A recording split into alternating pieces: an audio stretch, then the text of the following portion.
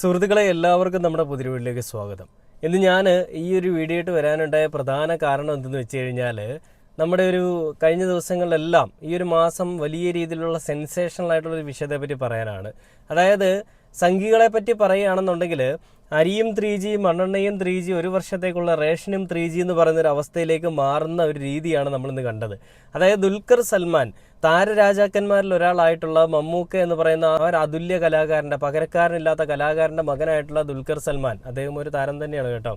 ആ ദുൽഖർ സൽമാൻ ഭൂട്ടാനിൽ പോയി വാഹനം കൊണ്ടുവന്ന് മമ്മൂട്ടിയുടെ ഗ്യാരേജിലേക്ക് സൂക്ഷിച്ചു. മമ്മൂട്ടി ഈ കള്ളക്കടത്തിന് ഒരു കുറ്റവാളിയല്ല, മമ്മൂട്ടി കള്ളക്കടത്തിന് കൂട്ടുനിന്നു. മകനും അച്ഛനും കൂടി എല്ലാം കൂടി നടത്തിയൊരു കള്ളക്കടത്ത് കസ്റ്റംസ് കയ്യോടെ പൊക്കിയെന്ന് പറഞ്ഞുകൊണ്ടാണ് ഈ വിവാദങ്ങളെല്ലാം വന്നത്. അതായത് മോഹൻലാലിന് ഫാൽക്കെ പുരസ്കാരം കിട്ടുകയും അതിന് പിന്നാലെ മമ്മൂട്ടി എന്ന് പറയുന്ന ആ അതുല്യ കലാകാരനെ ഇകഴ്ത്തിയും അതേപോലെ തന്നെ നശിപ്പിക്കാനായിട്ടും ആ കുടുംബത്തെ ഒന്നടങ്കം ഉന്മൂലനം ചെയ്യാനായിട്ടും ക്രിസംഗിയുടെ കൂട്ടങ്ങൾ ശ്രമിച്ചതിന്റെ ഫലമായിട്ടാണ് ഈ ഒരു പരിപാടി അവിടെ അരങ്ങേറിയെന്ന് നമുക്കറിയാം. ഈ വാഹനങ്ങളിൽ, അതായത് ഈ ഭൂട്ടാനിൽ നിന്നും അതേപോലെ തന്നെ സമീപ പ്രദേശങ്ങളിൽ നിന്നും ഇന്ത്യയിലേക്ക് ഇങ്ങോട്ടേക്ക് ഇമ്പോർട്ട് ചെയ്യപ്പെട്ട വാഹനങ്ങൾ അല്ലെങ്കിൽ കയറ്റി അയക്കപ്പെട്ട വാഹനങ്ങളുടെ എണ്ണം അത് 100ന് മുകളിലാണെന്നാണ് കണക്കുകളിൽ പറയുന്നതെന്നാണ് കസ്റ്റംസ് ഉദ്യോഗസ്ഥർ പറയുന്നത്. അതായത് 100 130 വാഹനങ്ങളുണ്ട്. അത് കേരളത്തിലേക്കും ഇന്ത്യയിൽ പല സ്ഥലങ്ങളിലേക്കും പോയിട്ടുണ്ട്. എന്നാൽ അതിലാകെ ഇവരുടെ കയ്യിലുള്ള ഡേറ്റ എന്ന് പറഞ്ഞു കഴിഞ്ഞാൽ ദുൽഖർ സൽമാന്റെ കയ്യിലിരിക്കുന്ന വാഹനവും അതേപോലെ തന്നെ അമിത് ചക്കാലക്കലിന്റെ ഇരിക്കുന്ന വാഹനവും അതേപോലെ തന്നെ ഈ പൃഥ്വിരാജിന്റെ ഇരിക്കുന്ന വാഹനവും. ഇത് ശരിക്കും പൃഥ്വിരാജിനെ കൊടുക്കാൻ വേണ്ടി ചെയ്തൊരു പരിപാടിയിൽ ദുൽഖർ പെട്ടുപോയതാണെന്ന് ഞാൻ വിശ്വസിക്കുന്നില്ല. കാരണം പൃഥ്വിരാജ് എന്ന് പറയുന്നൊരു നടൻ, അദ്ദേഹം ഹിന്ദു ആണല്ലേ. ഈ ദുൽഖർ സൽമാനും മമ്മൂട്ടിയും ഒക്കെ ക്രിസ്ത്യൻസ് അല്ലെങ്കിൽ മുസ്ലിംസ് ആ ഒരു വിഭാഗത്തിൽപ്പെടുന്ന ആളുകളായിരിക്കാം. അപ്പോൾ ഈ മുസ്ലിം വിഭാഗത്തിൽപ്പെടുന്നവരായാലും ക്രിസ്ത്യാനി വിഭാഗത്തിൽപ്പെടുന്നവരായാലും ഹിന്ദുക്കളല്ലല്ലോ. അപ്പോൾ ഹിന്ദുക്കളാണെങ്കിൽ അവരെ സപ്പോർട്ട് ചെയ്യുക, ഹിന്ദുക്കളല്ല എന്നുണ്ടെങ്കിൽ അവരെ നശിപ്പിക്കുക എന്നുള്ളൊരു നിലപാടാണ് ഈ പറയുന്ന സംഖ്യകൾക്കുള്ളത്. അതിൻ്റെ ഫലമായി തന്നെയാണ് മമ്മൂട്ടി എന്ന് പറയുന്ന നടനെ അല്ല അവർക്ക് ദേഷ്യം, മമ്മൂട്ടിയുടെ പേരായിട്ടുള്ള മുഹമ്മദ് കുട്ടി എന്നുള്ളൊരു പേരിനെയാണ് അവർക്ക് ദേഷ്യം. ആ പേരിൽ കൂടിയാണ് അച്ഛനെ കൊടുക്കാൻ വേണ്ടിയിട്ട് കെണി വെച്ചപ്പോൾ അത് നൈസായിട്ട് മകന് കിട്ടി എന്നുള്ളതാണ് നമ്മളിവിടെ കാണുന്നത്. ഇത് പൃഥ്വിരാജിന് വെച്ച പണി ദുൽഖറിന് കിട്ടിയതല്ല. അച്ഛനായ മുഹമ്മദ് കുട്ടി എന്ന് പറയുന്ന ആ ഒരു നടനെ അല്ലെങ്കിൽ ആ ഒരു മനുഷ്യനെ, ആ ഒരു മതത്തിൽപ്പെട്ട വിഭാഗത്തിൽപ്പെട്ട ഒരു മനുഷ്യനെ കൊടുക്കാൻ ശ്രമിച്ചപ്പോൾ അതിലേക്ക് മകനായി പോയി ഇര എന്ന് പറയുന്നത്. കാരണം ഈ വാഹനങ്ങളെല്ലാം മകന്റെ പേരിലുള്ള വാഹനങ്ങളാണ്. അപ്പം മകൻ തന്നെയാണല്ലോ, RC ഓണർ ആണല്ലോ അതിന് കുറ്റക്കാരൻ. അപ്പോൾ ഇവരിപ്പോൾ കണ്ടെത്തിയിരിക്കുക. നമുക്കറിയാം ഈ വിഷയങ്ങൾക്ക് പിന്നാലെ ഈ ദുൽഖർ സൽമാന്റെ നിസാൻ സണ്ണി പെട്രോൾ എന്ന് പറയുന്ന ഒരു വാഹനം ഈ പറയുന്ന കസ്റ്റംസ് ഉദ്യോഗസ്ഥർ തൂക്കി കൊണ്ടുപോവുകയും ആ വാഹനം പിന്നീട് വിട്ട് കിട്ടണമെന്ന് പറഞ്ഞുകൊണ്ട് ദുൽഖർ സൽമാൻ ഹർജി ഹൈക്കോടതിയിൽ കൊടുക്കുകയും ചെയ്തിരിക്കുന്ന സാഹചര്യം നമ്മൾ കണ്ടതാണ്. അതിനുശേഷം 2-3 ആഴ്ചയ്ക്ക് ശേഷമാണ് ഹർജി പരിഗണിക്കുന്നത്. ഇന്ന് ഹർജി പരിഗണിക്കുകയുണ്ടായി. ആ ഹർജി പരിഗണിച്ചപ്പോഴാണ് കോമഡി. അതായത് കസ്റ്റംസ് ഉദ്യോഗസ്ഥർ പുതിയൊരു പരാമർശവുമായിട്ട് പോയിട്ടുണ്ട്. ഈ ഹർജിയിൽ ദുൽഖർ സൽമാൻ പറഞ്ഞൊരു വാദം എന്ന് പറഞ്ഞു കഴിഞ്ഞാൽ ഈ വാഹനം എൻ്റെ അനുമതിയോടുകൂടി അല്ലാതെയാണ് ഇവർ വന്ന് എടുത്തത്, അതായത് കൊണ്ടുപോകാനായിട്ട് ശ്രമിച്ചത്. അങ്ങനെ എടുക്കുമ്പോൾ ഞാൻ കൃത്യമായിട്ടുള്ള രേഖകൾ കൊടുക്കാമെന്ന് പറഞ്ഞിട്ട് കൂടിയും ഈ ഉദ്യോഗസ്ഥർ, അതായത് വന്നിട്ടുള്ള കസ്റ്റംസ് ഉദ്യോഗസ്ഥർ എൻ്റെ കയ്യിൽ ഇരിക്കുന്ന രേഖകളൊന്നും എടുത്ത് നോക്കാനോ അത് എന്താണെന്ന് മനസ്സിലാക്കാനോ ശ്രമിക്കുകയുണ്ടായില്ല. ഇത് എന്നെയും എൻ്റെ കുടുംബത്തിനെയും എനിക്കുള്ള ഒരു സമൂഹത്തിലുള്ള ഇമേജും തകർക്കാൻ വേണ്ടിയിട്ട് ചില ആളുകളുടെ പോരാട്ട നാടകങ്ങൾ അല്ലെങ്കിൽ ചില ആളുകൾ അതിന് പിന്നാലെ കളിക്കുന്നതിൻ്റെ ഫലമായിട്ട് എന്നെ കൊടുക്കാൻ ശ്രമിച്ചാണെന്ന് ദുൽഖർ സൽമാൻ പറയുകയുണ്ടായി. എന്നാൽ അതെല്ലാം അപ്പാടെ ശരിയാണെന്ന് തെളിയിക്കുന്ന രീതിയിലാണ് ഇപ്പോഴത്തെ കാര്യങ്ങൾ പൊയ്ക്കൊണ്ടിരിക്കുന്നത്. ഇപ്പോൾ ഹൈക്കോടതി വിധി ഹർജി പരിഗണിക്കുന്ന സാഹചര്യത്തിൽ ഹൈക്കോടതി പറഞ്ഞത് ദുൽഖർ സൽമാന്റെ ആവശ്യം എന്തായിരുന്നു, ആ വാഹനം തിരികെ കിട്ടണമെന്നാണ്. എന്നാൽ ദുൽഖർ സൽമാൻ ആ ആവശ്യം ഉന്നയിച്ചപ്പോൾ ഇന്ന് ഹർജി പരിഗണിക്കുന്ന ദിവസമായിട്ടുള്ള ഇന്ന് തന്നെ ഈ പറയുന്ന കസ്റ്റംസ് ഉദ്യോഗസ്ഥർ പുതിയ പരാമർശമായിട്ട് വന്നു. അതായത് ദുൽഖർ സൽമാന്റെ 2 വാഹനങ്ങൾ കൊണ്ടുപോയി 3ാമതൊരു വാഹനം എടുക്കാൻ ചെന്നപ്പോൾ അതിനെപ്പറ്റി ദുൽഖർ ഒന്നും മിണ്ടിയിട്ടില്ല. അതായത് നിസാൻ സണ്ണി എന്ന് പറയുന്ന വാഹനം ദുൽഖർ ഒളിപ്പിച്ചിട്ടിരിക്കുകയായിരുന്നു. ആ വാഹനം എടുത്തപ്പോൾ ദുൽഖർ ഇതിനെ എതിർത്തൊന്നും പറഞ്ഞിട്ടില്ല. കാരണം അതിന് പിന്നാലെ വരുന്ന ഒരു കാര്യം എന്ന് പറഞ്ഞു കഴിഞ്ഞാൽ ദുൽഖർ സൽമാൻ ഭൂട്ടാനിൽ പോയി അവിടുത്തെ ആർമി ഉദ്യോഗസ്ഥനെ കൊന്ന് വാഹനം കൊണ്ടുവന്നു. അയ്യോ, ഇതൊക്കെ എപ്പോൾ നടന്നതാണ്? ഇതെങ്ങനെ ഈ സംഭവങ്ങളൊക്കെ ഇങ്ങനെയൊക്കെ കൊണ്ടുവരാനായിട്ട്? ഇതൊരു ദൃശ്യ സിനിമയാണ്. നീ ആരുടെ? ജീത്തു ജോസഫാ? കസ്റ്റംസ് ക്രിസംഗിക്കുട്ട. ആ ക്രിസംഗിക്കുട്ടൻ്റെ വലിയൊരു പത്രപ്രസ്താവനയും സാറെന്ന് വിളിച്ചുകൊണ്ട് കരഞ്ഞു മെഴുകിക്കൊണ്ട് ഓടുന്ന ഒരു വീഡിയോ ഒക്കെ നമ്മൾ കണ്ടതാണ്. എന്നാൽ അതിനുശേഷം ക്രിസംഗി ഒരു സ്ക്രീനിൽ ഞാൻ കണ്ടിട്ടില്ല, മിനി സ്ക്രീനിലോ ബിഗ് സ്ക്രീനിലോ എങ്ങും കണ്ടിട്ടില്ല. അപ്പോൾ ആ ക്രിസംഗി എവിടെ പോയി എന്നുള്ളൊരു ചോദ്യം ഇവിടെ ഒരു ചോദ്യം തന്നെയാണ്. അപ്പോൾ ദുൽഖർ സൽമാന്റെ പരാതി അല്ലെങ്കിൽ ആ ഒരു ഹർജി പരിഗണിച്ചപ്പോൾ ഈ കോടതി പറഞ്ഞത് ദുൽഖർ സൽമാന്റെ വാഹനം വിട്ടുകിട്ടണം എന്നുള്ളൊരു ആവശ്യം അംഗീകരിക്കുകയാണ്. പക്ഷേ അതിനുവേണ്ടി ദുൽഖർ സൽമാൻ അപേക്ഷ കോടതിയിൽ സമർപ്പിക്കേണ്ടതായിട്ടുണ്ട്. അപ്പോൾ അത് ശരിക്കും പറഞ്ഞാൽ കസ്റ്റംസ് കമ്മീഷണറിനും അതേപോലെ തന്നെ കസ്റ്റംസ് ഉദ്യോഗസ്ഥർക്കും ക്രിസംഗി കുട്ടന്മാർക്കും കസ്റ്റംസ് ഉദ്യോഗസ്ഥർ എന്ന് പറയേണ്ട ആവശ്യമില്ലല്ലേ, അത് അവരുടെ ഡെസിഗ്നേഷൻ മാത്രമാണ്. എന്നാൽ അവർ വർക്ക് ചെയ്യുന്ന എവിടേക്കാണ്? ചാണകത്തിൻ്റെ ഉള്ളിലേക്കാണ്, ചാണകത്തിൻ്റെ വേരുകളിലേക്ക് ഇവരങ്ങോട്ട് ആവാഹിക്കപ്പെടുകയാണ്. അങ്ങനെ ആവാഹിക്കപ്പെട്ട ആളുകളാണ് ക്രിസംഗികളായിട്ടുള്ള കസ്റ്റംസ് കമ്മീഷണറും അവരുടെ കൂട്ടത്തിലുള്ള ആളുകളും. ഇപ്പോൾ ദുൽഖർ സൽമാൻ കൊടുത്ത ഹർജിക്കെതിരെ ഇന്നിപ്പോൾ ഹർജി പരിഗണിക്കുന്ന ദിവസമായപ്പോൾ കസ്റ്റംസ് രംഗത്തേക്ക് വന്നിട്ടുണ്ട്. അതിൽ പറയുന്നത് ദുൽഖറിനെതിരെ ദുൽഖർ സൽമാന്റെ ഹർജിക്കെതിരെ കസ്റ്റംസ് രംഗത്ത് വന്നു എന്ന് പറഞ്ഞിട്ട് മാതൃഭൂമി ന്യൂസിൽ വന്നൊരു വാർത്തയാണ്. അത് കണ്ടു നോക്കിയതിന് ശേഷം എന്താണ് കോടതി വിധി എന്താണെന്നുള്ളത് നമുക്ക് കണ്ടുപോകാം. വാഹനം പിടിച്ചെടുത്തതിനെതിരെയുള്ള നടൻ ദുൽഖർ സൽമാന്റെ ഹർജിക്കെതിരെ ഇപ്പോൾ കസ്റ്റംസ് രംഗത്ത് വന്നിട്ടുണ്ട്. ദുൽഖർ സൽമാൻ കോടതിയിൽ സമർപ്പിച്ച ഈ ഹർജി അത് അബദ്ധമാണ് എന്നാണ് കസ്റ്റംസ് പറയുന്നത്. വാഹനങ്ങൾ പിടിച്ചെടുക്കാൻ നിയമപ്രകാരം അധികാരമുണ്ട് എന്നും കസ്റ്റംസ് പറയുന്നുണ്ട്. എസ് രാഗിനാണ് കൊച്ചിയിൽ നിന്നും വിവരങ്ങളുമായി ചേരുന്നത്. രാഗിനി, കസ്റ്റംസിന്റെ നടപടികളെ എല്ലാം ചോദ്യം ചെയ്തുകൊണ്ടുള്ള ഹർജിയായിരുന്നു ദുൽഖർ സൽമാൻ ഹൈക്കോടതിയിൽ നൽകിയിരുന്നത്. അതിനെതിരെ എങ്ങനെയാണ് ഇപ്പോൾ കസ്റ്റംസ് നടപടികൾ ഉൾപ്പെടെ പറഞ്ഞുകൊണ്ട് വിശദീകരിക്കുന്നത്? നേരത്തെ ഈ ഓപ്പറേഷൻ നുങ്കൂറിന്റെ ഭാഗമായിട്ടാണ് ഈ കസ്റ്റംസ് സംഘം വാഹനങ്ങൾ പിടിച്ചെടുത്തത്. ആ ഘട്ടത്തിലാണ് ദുൽഖറിന്റെ വാഹനവും കസ്റ്റംസ് പിടികൂടിയത്. തുടർന്നാണ് ദുൽഖർ സൽമാൻ ഹൈക്കോടതിയിൽ ഈ പിടിച്ചെടുത്തതിനെതിരെ അപേക്ഷ കൊടുത്തത്. ഈ അപേക്ഷയിലാണ് ഇപ്പോൾ കോടതി ഇതുമായി ബന്ധപ്പെട്ടുകൊണ്ട് നൽകിയിട്ടുള്ള അപേക്ഷയിലാണ് കസ്റ്റംസ് സംഘം ഒരു കൗണ്ടർ അഫിഡവിറ്റ് നൽകിയിരിക്കുന്നത്. കൗണ്ടർ അഫിഡവിറ്റിൽ പ്രധാനമായും പറയുന്നത് ഒരു ഉദ്യോഗസ്ഥന് ബോധ്യമുണ്ടെങ്കിൽ അതുമായി ബന്ധപ്പെട്ട നടപടിക്രമങ്ങളിലേക്ക് പോകാം. ഈ വാഹനം, അതായത് ദുൽഖറിന്റെ വാഹനം കടത്തിക്കൊണ്ടുവന്നതാണെന്ന വിശ്വാസത്തിന്റെ അടിസ്ഥാനത്തിലാണ് കസ്റ്റഡിയിലെടുത്തത് എന്നതാണ് കസ്റ്റംസ് അതിൽ പറയുന്ന ഒരു കാര്യം. അത്തരത്തിലുള്ള അവകാശം കസ്റ്റംസിനുണ്ട്. മാത്രമല്ല സ്റ്റാറ്റ്യൂട്ടറി പ്രകാരം 6 മാസം ഇതുമായി ബന്ധപ്പെട്ട അന്വേഷണത്തിന് പരിധിയുണ്ട്. ഈ 6 മാസത്തിനകം ഇതിൽ ഒരു ഷോക്കോസ് നോട്ടീസ് കൈമാറാനും കസ്റ്റംസിന് കഴിയും. അങ്ങനെ ഷോക്കോസ് നോട്ടീസ് കൈമാറുമ്പോൾ ദുൽഖർ സൽമാന് അതുമായി ബന്ധപ്പെട്ട വെർഷൻ അദ്ദേഹത്തിന് സമർപ്പിക്കാം. അല്ലെങ്കിൽ താൽക്കാലികമായി വാഹനം വിട്ടുകിട്ടണമെങ്കിൽ ഒരു അഡ്ജുഡിക്കേറ്റിംഗ് അതോറിറ്റിയെയും സമീപിക്കാമെന്ന് കസ്റ്റംസ് സംഘം ഇതിൽ വ്യക്തമാക്കുകയാണ്. ദുൽഖർ സൽമാന്റെ ഹർജി അപക്വമാണ്, അതുകൊണ്ട് തന്നെ ഇത് നിലനിൽക്കുന്നതല്ല എന്നതാണ് ഇപ്പോൾ കസ്റ്റംസ് പ്രധാനമായി മുന്നോട്ട് വയ്ക്കുന്ന വാദം. കണ്ടില്ലേ, ദുൽഖർ സൽമാന്റെ ഹർജി ദുൽഖർ സൽമാൻ അന്ന് കൊടുത്തപ്പോൾ ഒന്നും മിണ്ടാനില്ലാത്ത ആളുകളാണ് ഇപ്പോൾ ഈ ഹർജി പരിഗണിക്കുന്ന ദിവസമായിട്ടുള്ള ഇന്ന് വന്നിട്ട് മെഴുകുന്നത്. അതായത് കസ്റ്റംസ് ഉദ്യോഗസ്ഥർക്ക് എല്ലാം ചെയ്യാനുള്ള അവകാശമുണ്ടെന്നുള്ളതാണ് ഇവർ പറയുന്നത്. അങ്ങനെയെങ്കിൽ അല്ലയോ കസ്റ്റംസ് കമ്മീഷണറായിട്ടുള്ള ക്രിസംഗി കുട്ട, ഞാനൊരു കാര്യം ചോദിക്കട്ടെ. ഈ വാഹനങ്ങൾ ഇന്നും ഇന്നലെയും ഒന്നുമല്ല ഇന്ത്യയിലേക്കോ അല്ലെങ്കിൽ കേരളത്തിലേക്കോ ഇങ്ങോട്ട് കുടിയേറി അല്ലെങ്കിൽ ഇങ്ങോട്ടേക്ക് കയറ്റുമതി അല്ലെങ്കിൽ ഇറക്കുമതി ചെയ്യപ്പെട്ടത്. ഈ വാഹനങ്ങൾ വന്നിട്ട് ഏകദേശം 10-15 വർഷങ്ങൾ അല്ലെങ്കിൽ 1 വർഷം 5 വർഷം ഈ ഒരു കാലയളവിലൊക്കെയാണ് ഈ വാഹനങ്ങൾ വന്നിട്ടുള്ളത്. അപ്പോൾ അന്നൊന്നും നിങ്ങളുടെ ഈ ഇനിഷ്യേറ്റീവ് കണ്ടിട്ടില്ലല്ലോ.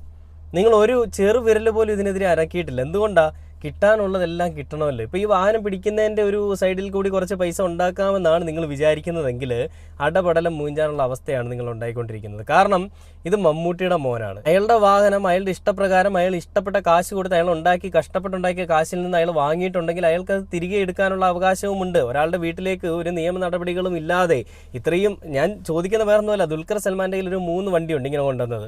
പൃഥ്വിരാജിൻ്റെ കയ്യിലും പല വണ്ടികൾ കാണും. ഈ അമിത് ചക്കാലക്കലിൻ്റെയിലും വണ്ടിയുണ്ട്. അമിത് ചക്കാലക്കൽ രേഖകൾ കാണിച്ചപ്പോൾ ഒന്നും മിണ്ടാനില്ലാതെ ഉമാര് വാലും ചുരുട്ടിപ്പോയി.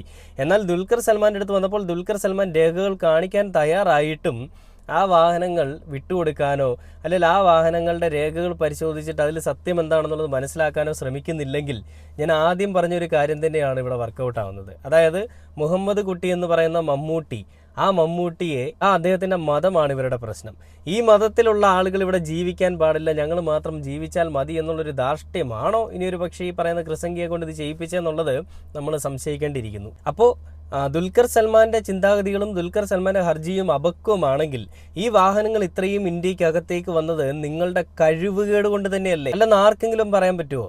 അതിർത്തിയിലിരിക്കുന്ന ഇവരുടെ ഓരോ ആളുകളും സേനയിലുള്ളവരും അതേപോലെ തന്നെ എത്രയെത്ര ആളുകളുടെ കൺമുൻപിൽ കൂടിയായിരിക്കാം ഈ വാഹനങ്ങൾ ഇങ്ങോട്ടേക്ക് വന്നിരിക്കുന്നത്. ഇത് ചെറിയ പോക്കറ്റിലിടാൻ പറ്റുന്ന ടൈപ്പ് ഇതുപോലുള്ള വാഹനങ്ങളൊന്നും അല്ല, ഈ വലിപ്പമുള്ളതൊന്നും അല്ലല്ലോ. ഈ LC എന്ന് പറയുന്ന വണ്ടി എത്രത്തോളം വലിപ്പം ഉണ്ടെന്നുള്ളത് നമുക്ക് കാണുമ്പോൾ തന്നെ അറിയാം. അത് പഴയ മോഡലാണ്, 90s മോഡൽ വണ്ടികളാണ്.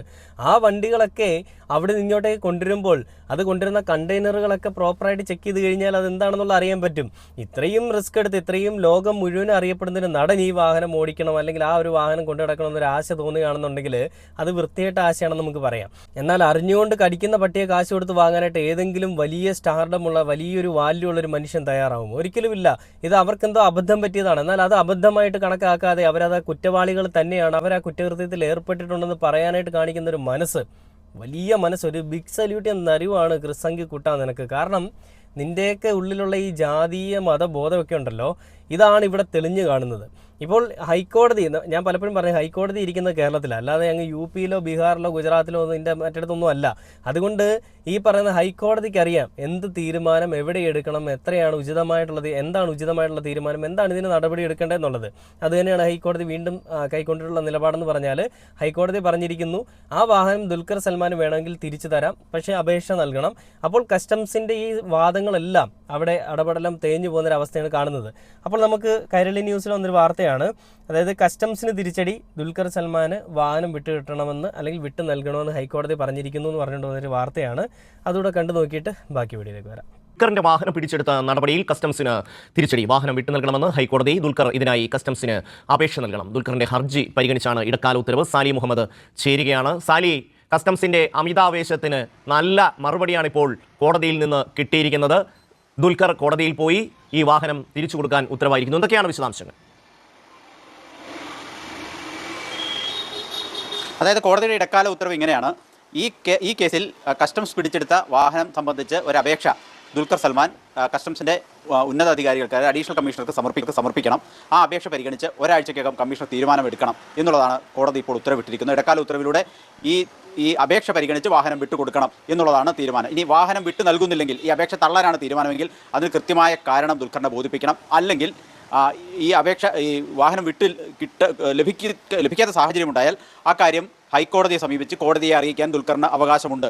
അതാണ് കൃത്യമായി കോടതി വ്യക്തതയോടെ പറഞ്ഞിരിക്കുന്നത്. ഇക്കാര്യത്തിൽ ഒരു അപേക്ഷ ദുൽഖറിനെ സ്വീകരിച്ച് ആ വാഹനം വിട്ടു നൽകണം എന്നുള്ളതാണ് കസ്റ്റംസ് അഡീഷണൽ കമ്മീഷണറോട് കോടതി നിർദ്ദേശിച്ചിരിക്കുന്നത്. വളരെ വിശദമായ വാദമാണ് ഈ കേസുമായി ബന്ധപ്പെട്ട് കോടതിയിൽ നടന്നത്. ദുൽഖർ പറഞ്ഞത് ഈ വാഹനം 2020 മുതൽ താൻ ഉപയോഗിക്കുകയാണ്. 2004 റെഡ് ക്രോസ് ആണ് ഇന്ത്യയിലേക്ക് ഈ വാഹനം ഇറക്കുമതി ചെയ്തത്. അതിനുശേഷം 2-3 ഉടമകൾ, ഒരു തമിഴ്നാട് സ്വദേശി, മറ്റൊരു ദില്ലി സ്വദേശി, അങ്ങനെ 3-4 പേർ ഈ വാഹനത്തിൻ്റെ ഉടമകളായുണ്ടായിരുന്നു. അവരുടെ എല്ലാം രേഖകൾ പരിവാഹൻ സൈറ്റിൽ അടക്കം അപ്ലോഡ് ചെയ്തിരുന്നതുമാണ്. അതിനുശേഷം 2020 തൻ്റെ കൈവശം ഈ വാഹനം വരുന്നത്. അങ്ങനെ പല കൈമാറിയെത്തിയ വാഹനം വാങ്ങിയ തനിക്കെതിരെ ഇപ്പോൾ കേസെടുക്കുകയും തൻ്റെ വാഹനം പിടിച്ചെടുക്കുകയും ചെയ്യുന്ന രീതിയാണ് ഇപ്പോൾ കസ്റ്റം സ്വീകരിച്ചിരിക്കുന്നത്. അത് നിയമപരമായി ശരിയല്ല എന്നുള്ളതാണ് ദുൽഖറിൻ്റെ വാദം. ഇനി ഏതെങ്കിലും കാരണവശാൽ ഈ അന്വേഷണവുമായി മുന്നോട്ട് പോകുന്നതിന് സഹകരിക്കണമെന്നുണ്ടെങ്കിൽ സഹകരിക്കാനും തയ്യാറാണ്. പക്ഷേ ഈ വാഹനം വിട്ടു നൽകണം. വാഹനം വിട്ടു നൽകുകയാണെങ്കിൽ ഇതിൻ്റെ ബോണ്ട് കെട്ടിവെക്കാനും തയ്യാറാണ് എന്ന് ദുൽഖർ കോടതിയെ അറിയിച്ചു. പക്ഷേ കസ്റ്റംസ് പറഞ്ഞത് ഈ അന്വേഷണം പ്രാഥമിക ഘട്ടത്തിലാണ്, ഇപ്പോൾ വാഹനം വിട്ടു നൽകുന്നത് ശരിയാവില്ല, ദുൽഖറിൻ്റെ വാദം നിലനിൽക്കുന്നതല്ല, ഇൻ്റലിജൻസ് റിപ്പോർട്ടിൻ്റെ അടിസ്ഥാനത്തിലാണ് വാഹനം പിടിച്ചെടുക്കുന്നതും കേസെടുക്കുന്നതും അന്വേഷണം നടത്തുന്നതുമായ കാര്യങ്ങളിലേക്കൊക്കെ കടന്നതെന്നതാണ് കസ്റ്റംസിൻ്റെ വാദം. പക്ഷേ കോടതി ചോദിച്ച 1-2 ചോദ്യങ്ങളുണ്ട്. എന്തുകൊണ്ടാണ് ഈ വാഹനക്കടത്തിൽ ആരാണ് യഥാർത്ഥത്തിൽ ഉത്തരവാദി എന്ന് കണ്ടെത്തിയിട്ടുണ്ടോ എന്നുള്ളതാണ് കോടതി കസ്റ്റംസിനോട് ചോദിച്ച ചോദ്യം. അങ്ങനെ അല്ലെങ്കിൽ പലരുടെ കൈകളിലൂടെയാണ് ഈ വാഹനം ഇപ്പോൾ ഒടുവിലത്തെ ഹർജിക്കാരൻ്റെ ദുൽഖറിൻ്റെ കൈവശം എത്തിയിരിക്കുന്നത്. അങ്ങനെയാണെങ്കിൽ ദുൽഖർ എങ്ങനെ തെറ്റുകാരനാവും എന്നുള്ളതാണ് കോടതിയുടെ ചോദ്യം. അതിനനുസരിച്ച് എന്തെങ്കിലും രേഖകൾ കസ്റ്റംസിൻ്റെ കൈവശം ലഭിച്ചിട്ടുണ്ടോ എന്നും കോടതി കസ്റ്റംസിനോട് ചോദിക്കുന്നുണ്ട്. ഇനി വ്യാജരേഖയാണ് ദുൽഖർ ഈ വാഹനത്തിൻ്റെതായി ഹാജരാക്കിയതെന്ന് കസ്റ്റംസിന് അടിപൊളി. കസ്റ്റംസിൻ്റെ അടുത്ത് കോടതി ചോദിച്ചത്, ആദരണീയനായ ബഹുമാനീയനായ കോടതി ജഡ്ജി ചോദിച്ചത്, ഈ വാഹനം എങ്ങനെ ദുൽഖർ സൽമാൻ്റെ കയ്യിലെത്തി, അതിന് ഇടയിൽ നിൽക്കുന്ന ആളുകളാണോ അതോ ഈ വാഹനം ഏറ്റവും അവസാനം 1, 2, 3 പേരുടെ കയ്യിൽ നിന്ന് മാറി വന്ന വാഹനം എടുത്തൊരു വ്യക്തിയാണോ കുറ്റവാളി എന്നുള്ളൊരു ചോദ്യം ചോദിച്ചപ്പോൾ ക്രിസംഗിക്കുട്ടനൊന്നും പറയാനില്ലായിരുന്നു അത്രേ. അതായത് നിശബ്ദനായിട്ട് അവിടെ ഇരുന്നുകൊണ്ട് കേൾക്കാൻ മാത്രമേ സാധിച്ചുള്ളൂ. കാരണം ഈ മൂപ്പന്മാർ പറഞ്ഞു കൊടുത്താൽ, ഉന്നത കുലജാതന്മാർ പറഞ്ഞു കൊടുത്ത പരിപാടികൾ അവിടെ ഏറ്റില്ല. കാരണം കോടതി, ഞാൻ പറഞ്ഞു കോടതി ഇരിക്കുന്നത് കേരളത്തിലാണ്. കോടതി ഇരിക്കുന്നത് ചാണകം വീഴുന്ന ആളൊന്നുമല്ല, നല്ല കഴിവും ചുറുചുറുക്കുള്ളൊരു വ്യക്തി തന്നെയാണ്. ആരുടെയും അടിമത്തത്തിനോ അല്ലെങ്കിൽ ആരുടെയും പണത്തിന് കീഴിൽ വഴങ്ങി കൊടുക്കാത്തൊരു ജഡ്ജിയാണ് നമുക്ക് മനസ്സിലാക്കാം.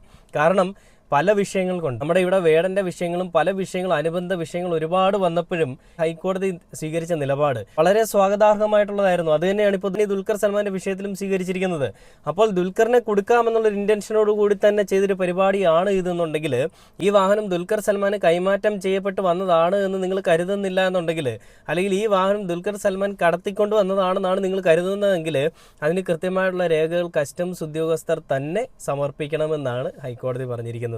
ഇനി എന്ത് ചെയ്യൂടാ മക്കളെ? ഇതാണ് ഞാൻ ആദ്യം പറഞ്ഞേ, അരിയും 3G, മണ്ണെണ്ണയും 3G, 1 വർഷത്തെ റേഷനും 3G എന്ന് പറഞ്ഞാൽ മലയാളത്തിൽ 3G എന്നാണ് കേട്ടോ.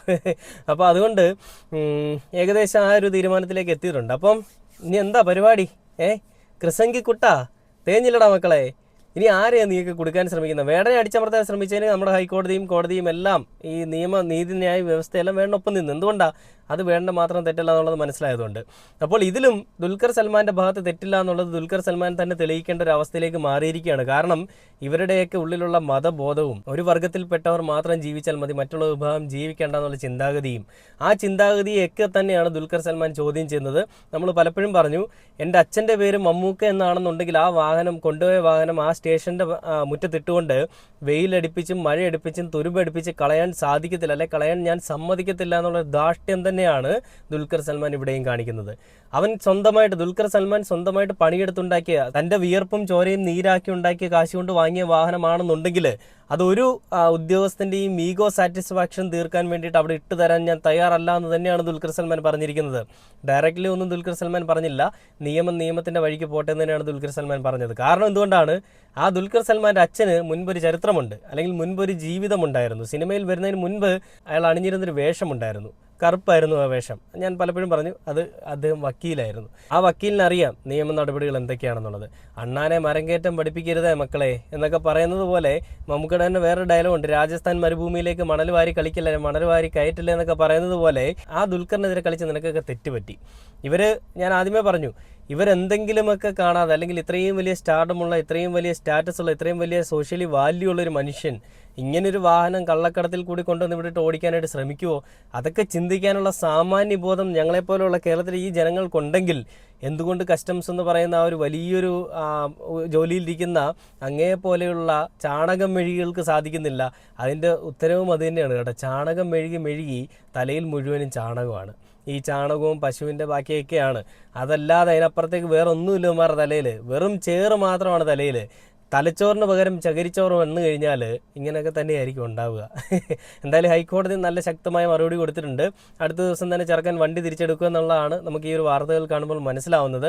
അപ്പോൾ ക്രിസംഗികളുടെ തലവന്മാരുടെയൊക്കെ മെഴുകലും കരച്ചിലും ഈ വരും ദിവസങ്ങളിലും കാണാൻ സാധിക്കട്ടെ എന്ന് പറഞ്ഞുകൊണ്ട് ഈ ഒരു വീഡിയോയുടെ അവസാനിക്കുകയാണ്. അപ്പോൾ ഓക്കെ, ബൈ.